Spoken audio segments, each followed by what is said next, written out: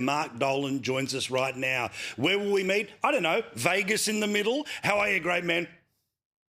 Listen, it's brilliant to see you. Happy New Year, Paul, belatedly. Great to have you back and great to be back. And it's ironic, isn't it? Because we've got political chaos in the UK at the moment. We've got a tanking economy, eye-watering inflation, massive debt, crime on the streets. And the royal family, the monarchy, is there to provide stability. Good luck with that. And even when they boot him out, even when they get rid of him, even when they get rid of the house, even, I don't know where he's sleeping right now. He's sort of under a bridge somewhere. But the former Prince Andrew, now, Man Vincent, Wizen, whatever he is now, Batten and Windsor, whatever.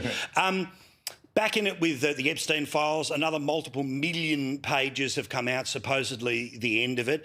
But surprise, surprise, more emails and all of it not good.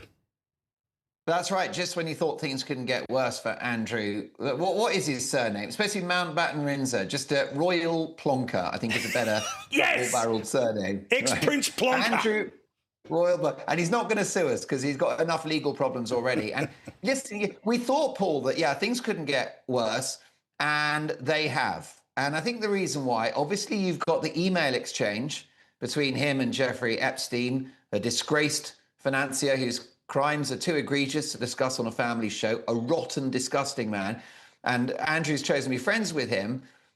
A lot of discussion on email about meeting glamorous young Russian women for lunch. Okay, that's one thing. But this new photo is extraordinarily damaging to the royal family. And it means that Andrew's brand, if it wasn't already damaged, it's over now. And the reason why is because, Paul, it's such a sinister photograph. Even if a crime hasn't been committed, it's a shocking look for the brother of the King of the United Kingdom. It's creepy. It's certainly raises more questions than it answers. There are really two photographs now that have condemned Prince Andrew, or Andrew now, to ignominy. The first one is that notorious picture with Virginia Giuffre, his sex accuser. That was a problem for two reasons. First of all, posing for a photograph with a young woman with his hand around her naked midriff. That was inappropriate. But of course, it linked him to this young lady, and he settled out of court to the tune of many millions of dollars. But this photograph is damaging in a different way, in that it just shows this guy in a context of disrepute. It's sleazy. It's disgusting. It's creepy. And so he won't live this one down. That is an image he'll take to his grave. The million-dollar question now is, how many more levers can be pulled? He's not the Duke of York. He's not Prince Andrew. Yeah. How do you solve a problem with this guy that can't be flushed away? Well, and also this scenario where I see, Keir Starmer has demanded that the former prince give evidence to an American parliamentary committee. Well, the American Parliamentary Committee can't force him to turn up. Why? Because he's not an American citizen.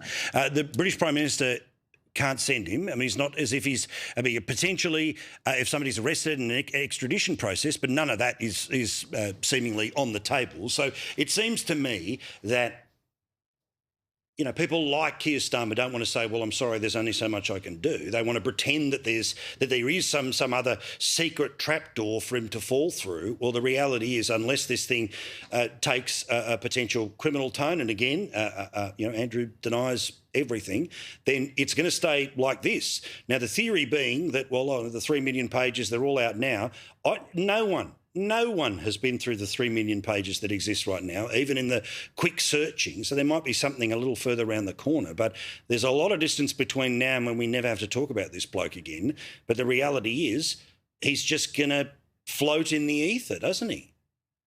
Well, that's exactly right, because he's not a prince anymore. He's not the Duke of York, but he will always be the brother of the King of the United Kingdom. He'll always have his photograph taken. And those two particular images, him and Giuffre, and now him hunched on all fours over an unnamed woman, will definitely haunt him for the rest of his days.